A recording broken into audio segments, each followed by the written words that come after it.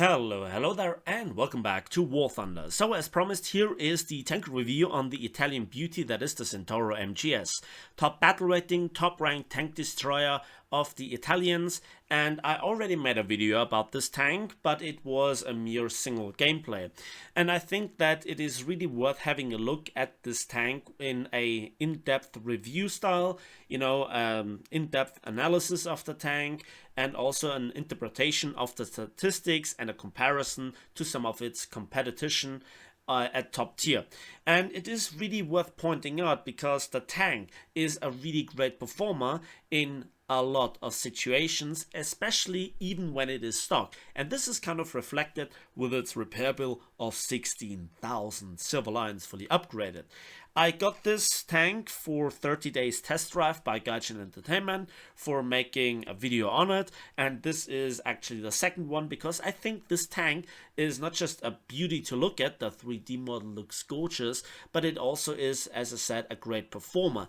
And again, I think that this is a tank, one of four, that has currently the strongest AP FSTS round in the game, of which 3, including this one, are in the Italian tech tree.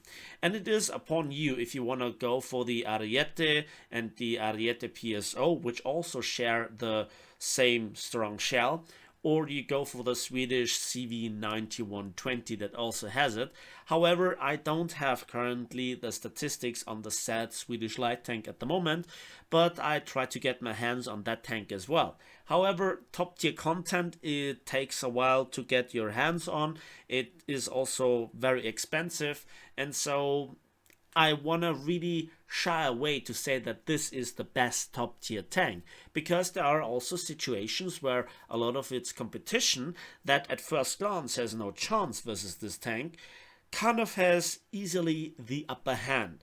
And so again, it's not just a pure look at the statistics, but also their interpretation that is very important for giving you the big picture. Without further ado, let's go right into it. As usual, I want to begin with the armor, and we can see that the tank all around has some scattered composite screens between 50 and 30 millimeters of thickness, and that kind of helps here. Also the below the chassis armor of high hardened rolled armor of between 20 and 15 millimeters. It's not so much the fact that it is that thin, but rather that it is high hardness rolled armor, and that it is on the upper frontal glacis at an extreme angle of 80 degrees. So a lot of the AP FSTS rounds have a good chance of ricocheting, but they will ricochet right into the gun breech or the turret anyways. So you're also not even safe from the AP or even APDS rounds from IFVs, and also from SPAs you have to really watch out. From the side it's only 15 millimeters, so even heavy machine gun fire, and especially the coaxially or top mounted 20 millimeters of some of the MBTs that you can face even in a down tier. The French and the American and German MBTs are to be mentioned here. They really pose a threat, and again SPAs and obviously IFVs. The turret has actually not even that steel armor, but aluminum alloy 7020, which even has less actual resistance, and it's only 20 millimeters as well. While there is a little bit of a backplating of 40 millimeters of rolled homogeneous armor of 40 millimeters, no, it will not really help you. Also, the tank is susceptible to hull break. Then moving to the X-ray, we can see that the transmission and the engine are both at the very bottom of the tank, unsurprisingly, but also in the front. Much like with the Merkava and also some other tank designs, we have some internal armor plating as well, but it really won't help you, especially versus AP FSTS rounds. We have overall 4 crew members. On the right hand side, if you look at it from the front, the driver and the commander, and on the left hand side then the gunner and the loader. And while the tank is really big and spacious, the room in the turret is then rather cramped. Also, the gun breech is surprisingly big actually for this tank, and again it's not a small tank to begin with, it's actually pretty big, and sometimes even bigger than some main battle tanks. Then the entirety of the ammunition is in the back of the tank. Here is the normal ammo rack, really spacious and actually difficult to miss. And here we have the first stage ammo storage with 9 ready rounds together with the one in the breech. We then have overall 10 rounds in the ready rack. So yeah, the armor and the survivability are not really the tank's strength. Let's move on to some other statistics, shall we? So here I want to begin with the mobility, and you can see that when it comes to the engine power, the Centauro MGS just is way below its main competitors. Even the Challenger 2 has more than twice as much horsepower than the Centauro MGS. And despite being here the lightest one, the horsepower to ton ratio is a mere 20.8, only beating the said Challenger 2. Now, why is this in particular a problem for this tank? Well, as you can see, the top speed with a 110 kilometers per hour is head and shoulders above all the others. And that is a big problem when you have then this top speed advantage, but you can't make use of it because... So let's begin the comparison with a first look at the mobility, and this is where the Centauro MGS really delivers a mixed bag, and I need to spend here a bit more time than usual to go through the entirety of the meaning of the statistics, because they might look a little bit deceiving. And the Centauro MGS is the only tank in this comparison that is wheeled instead of tracked like all the other MBTs. And that makes also a huge difference, even if it would be comparatively good. So the first thing that I have to point out, it has a really bad engine, only 520 horsepower, and you can see that the majority of other MBTs are more than doubling, nearly tripling that value. And while it has significantly less weight with only 25 tons, making it the lightest tank in this comparison by quite a bit, the horsepower to ton ratio is the second lowest with only 20.8, so below 21 horsepower per ton. And as you can see, Leclerc, Leopard 2A5 and T-ATU have significantly more grunt in the engine and better horsepower to ton ratio, and they are also heavier. And that makes, in the beginning of a battle in particular, a huge difference to go through some sort of carports, a lot of obstacles like trees and bushes, and also in particular the fences, the concrete pillars, etc. You know, to go to certain positions, especially in a city fight. And there the tank doesn't have the engine power to really stem itself into a concrete wall from standstill, for example, and it also loses more momentum and has a significantly harder time regaining it. And on top of this, because it is wheeled, it has significantly less traction on all terrains. So especially in particular, it is very painful driving with this tank through muddy terrain, up hills on medium terrain even. And while you still can steer, the way that this is implemented into War Thunder, it feels like a complete loss of power. You still can perfectly steer, so it's not a loss of traction per se. It is really weird and it is really painful as well. So stay on hard terrain, stay on flat terrain. And then you can play the trump card, which is the top speed of 110 kilometers per hour, with also a very good reverse speed of 40 kilometers per hour. However, while this lets you look like you're head and shoulders above the other MBTs, the mere fact is that on the majority of maps, the roads don't lead you to your desired location straight ahead, and also the time that it requires you to go over medium terrain or even soft terrain to a road costs you precious seconds. And in particular on claustrophobically small maps and top tier currently, this is a disadvantage more than an advantage. And also, even under optimal conditions, if you're going downhill on a paved road, you have to first overcome the gear shifting bug, which is, yes, present on this tank. Then also, you first have to reach the top speed of the MBTs that just can go cross field or off-road for a long time with you, up until the point that you reach a speed higher than their actual speed, and then you have to hold it. You must not crash into anything, and then again it must lead you to a sensible location. So 110 kilometers per hour on paper looks really good, but in actual experience it is significantly less than this and significantly less usable. So mobility wise is not the tank's strength. Then there is also, in close quarters in particular, the steering aspect. The first thing is, yes, it doesn't have neutral steering. To my knowledge, there is only one tank with wheels, the French MX-10RC, that has neutral steering and has wheels at the same time.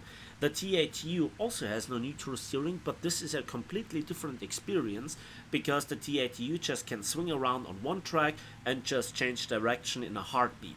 Whereas the Centauro MGS, it takes a while till the driver turns the wheel from left to right, till the tank reacts, and then also if you brake, you lose all control over the tank and it just drifts on. Even if you go off the brakes, it still drifts on up until the point that you give power again, that you pull the pedal to the metal.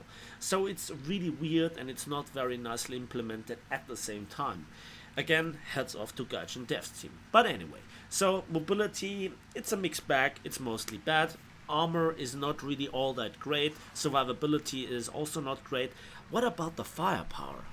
Again, it is a little bit of a mixed bag. While the Centauro MGS has a very standard 120mm caliber, the Otto Melara 120-45 has the least amount of ammunition available, with only 33 rounds of ammunition in total, and that can hurt you a little bit in a prolonged battle. But then it shines with the joint fastest reload of 5.0 seconds, and that is a 1.5 second advantage over the TATU. But TATU has an autoloader. The Centauro MGS, much like the Challenger 2, only get to the 5.0 second reload with a fully trained ace crew. Then there are some other weird statistics, and I have no idea why those numbers are the way they are, but well, it is what I got from the game. 28.65 degrees per second turret rotation speed is certainly not bad, but again, it is not the best. Then there's also only -6 degrees of gun depression and only 16 degrees of gun elevation. That is both 1 degree more than the TATU. And then it is far away from the performance of the other Western MBTs. The elevation speed is on the better end. If you look at the TATU and the Challenger 2, they have more like World War II tank gun elevation speed. And again, it is 20.65 degrees per second. When it then comes to the night battle equipment, the tank has both thermal imaging for the gunner and the commander, which is really nice indeed. And that again lets you acquire targets even in bright daylight across the map throughout bushes. It is a big advantage when you have researched it. When we now come to the ammunition that the tank fires, this is where the tank really shines. The DM33 APFSTS, which is the tier 4 upgrade shell on the Leopard 2A5, considered to be one of the best MBTs in the game, is this tank destroyer's stock APFSTS round. And it has 481mm of penetration, still 278 at 60 degrees angles of attack, with a good muzzle velocity of 1640 meters per second. This is exactly the upgraded APFSTS round as I said on the Leopard 2A5. To have a stock APFSTS in the first place is absolutely awesome if you compare it with tanks that have to endure a very long stock grind with a stock heat FS round because of all the disadvantages of a heat round. Heat has not the greatest penetration values versus composite armor, era protection, spaced armor. Then there also are bushes, fences, trees and other obstacles that will trigger the fuse. So heat FS has its place, but in the majority of cases, to snapshot enemies and to just bully your way through enemy armor, APFSTS is the way to go. And the stock DM33, first of all, it's free, and it is the DM33, one of the best shells in the game. But you know, there is a different value when you look at the comparison spreadsheet with the Centauro MGS. We'll come to this in just a moment. So, stock APFSTS, absolutely fantastic. But you literally have to pay the price for this with the repair cost. Then when coming to the second shell type, it at first glance doesn't really look like worth discussing. The DM12A1 Heat FS round. It is a tier 1 modification, and at first glance it really looks significantly worse than the stock AP FSDS round. Indeed, the mass velocity is significantly lower with quote-unquote only 1140 meters per second, in contrast to the 1640 meters per second of the stock DM33. The penetration values at first glance look much like the same, 480 millimeters versus flat armor versus 481 of the DM33. However, the Heat FS first has more penetration at distance because it keeps it regardless of the distance. On the other hand, the penetration value versus 60 degrees angles of attack is significantly worse with 240 millimeters in contrast to 278 of the DM33. So again, plus point for the stock AP FSDS, which is also free and doesn't cost you 410 civilians and also the research point to get into this module. And then also there is the fact that it is a chemical warhead, so it gets triggered on bushes, fences, trees, and other obstacles. So first of all, you can't shoot through them, and second of all, well, that very often gives your position away, or you have to reload the stock Heat FS, and that also gets you killed, despite the 5-second reload. We all know how top tier is. On the other hand, there is this situation. So you only see a little part of a very fragile enemy tank, SBA, light tank, wheel tank, whatever, and you have to reload the Heat FS to hull break it via splash damage. Also in the case of an acute visit of your favorite flying friend's helicopters, Heat FS would kill this guy. AP FSDS only does critical damage. And again, the same story, only a critical hit. Heat FS would have killed this guy. Yes, you have a top-mounted 50 cal, but the heat shell, if you manage to lead it into target and reload it in time, would have made those kills for sure. But it's really the third shell type, the CL3143 AP FSDS, is a tier 4 upgrade that catapults it into the regions of the hardest hitting or joint hardest hitting tank in the game, together with the Ariete PSO, and the Swedish CD 9120. And this has a whopping 625 millimeters of penetration, and at 60 degrees angles of attack, even 361 millimeters. That is absolutely head and shoulders above everything else. Not even the Leclerc's upgraded tier 4 shell can really hold a dime to it. Except with the mass velocity, it is quote-unquote only 705 meters per second. Still very good. And there you have it. That is the absolute killer shell that lets you get kills like this.